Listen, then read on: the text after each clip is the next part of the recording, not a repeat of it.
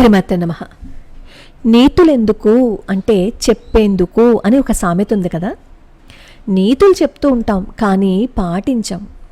ఇల్లుని చక్కదిద్దుకోం కానీ ఊరిని చక్కదిద్దాం అంటారు. ఇంట్లో మనుషులను పట్టించుకోం కానీ ఊర్లో వాళ్ళకి సేవ చేశాం అంటారు. అలాంటి వాళ్ళ కోసమే పరమాచార్య స్వామి వారు ఒక గుణపాఠాన్ని నేర్పించారన్నమాట.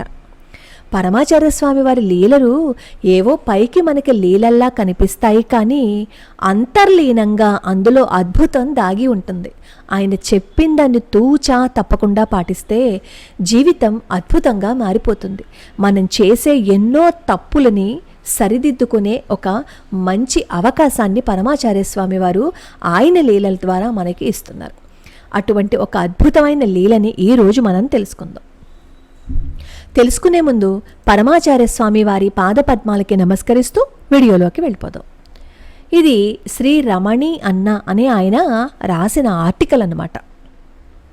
4 శతాబ్దాల క్రితం ఆయన కళ్ళారా చూసిన సంఘటనాట. బహుశా ఈ శ్రీ రమణి గారు చూసిన సంఘటన అనుకుంటాను. పరమాచార్య స్వామి వారు జయంతి మహోత్సవాల కోసం ఈ రమణి గారు కలవై వెళ్ళారట. ఈ జయంతి ఉత్సవాలు జరుగుతుంటే చాలా రద్దీగా ఉంటుంది కదా. ఈయన భార్య స్వామివారి దర్శనం కోసం అక్కడ వేచి ఉన్నారట. పరమాచార్య స్వామివారు మరొక వైపు రావటం చూసి మొత్తం గుంపంతా స్వామివారి దగ్గరికి వెళ్ళారట. అక్కడ ఒక 50 సంవత్సరాల వయసు ఉన్న ఒక పెద్ద ఆయన కూడా నించున్నారట. ఒంటి నిండా బంగారపు ఆభరణాలు వేసుకున్నారు. అతని భార్య మహాస్వామి వారికి సాష్టాంగ ప్రణామాలు చేసి నమస్కరించి నిలబడ్డారట.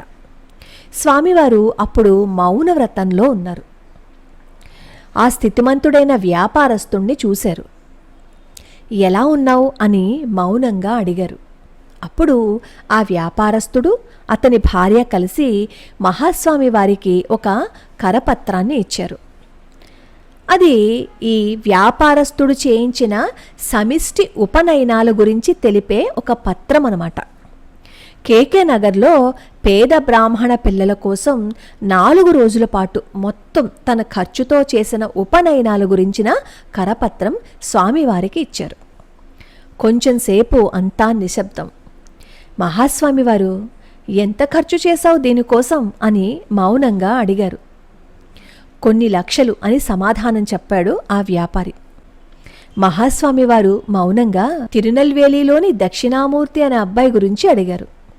అక్కడున్న ఎవరికీ అర్థం కాలేదు. కానీ ఆ వ్యాపారస్తుడు మాత్రం స్థాణువులా నిలబడిపోయాడు.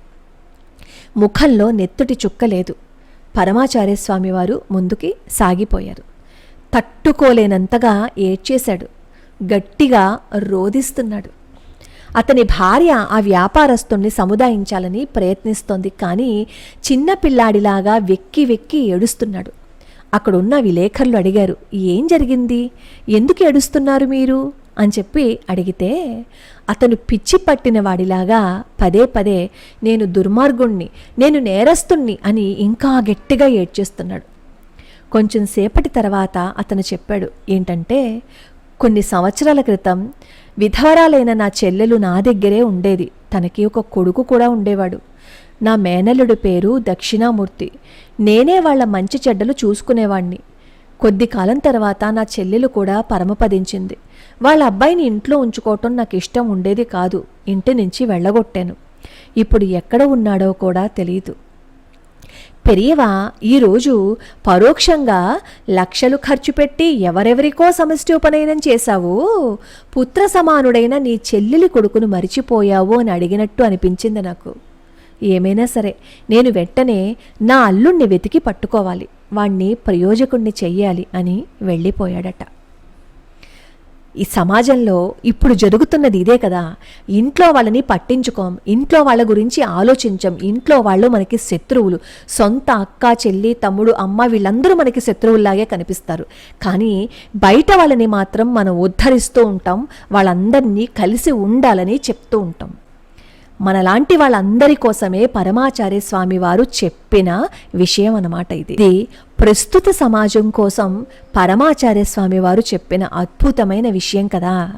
ఇప్పుడు సమాజంలో జరుగుతున్నవి ఇలాంటివే కదా.